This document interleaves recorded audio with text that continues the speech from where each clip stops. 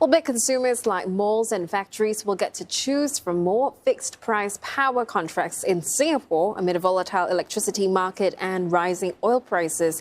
A previous temporary plan launched earlier is already fully subscribed for the first 2 months of this year. Michelle Teo reports. Power bills for this restaurant chain have shot up 3 times more than before.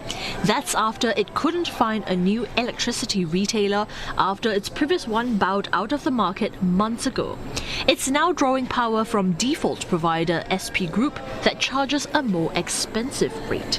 Despite cutting usage by 20%, the firm is still feeling the pinch. Unfortunately, we're going to have to make some hard choices when it comes to our already tight budget. Especially with regards to kind of non-fixed expenditure. Unfortunately, this will include putting a freeze on future hiring practices and potentially even reducing the current staffing levels.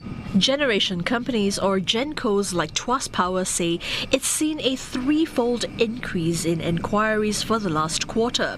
It cannot accept new clients as existing fuel supply is taken up. So most of these contracts are signed months in advance. In other words, if you talk about my current from today, perhaps for the next 3 to 6 months, actually most of this capacity and the fuel that has been procured are already contracted. So if suddenly we see an increase in inquiry that require new contract immediately, we will not be able to fulfill all these new inquiries. To fill this gap, the Energy Market Authority is working with Gencos to issue more fixed contracts. For instance, Sembcorp Power will offer a 1-month fixed price plan to those who need between 4 megawatt hours to 8 megawatt hours. Larger consumers will also get to choose from a bigger pool of Gencos. These schemes last till end March and is set to double the capacity offered in January. But with rising oil prices, one MP says longer-term measures are needed.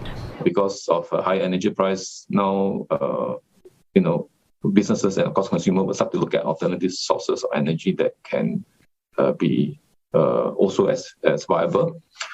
And then of course to the economy at large, especially the small businesses and the household consumers, we have to watch how that can impact the cost of living and then how we can help and support those consumers.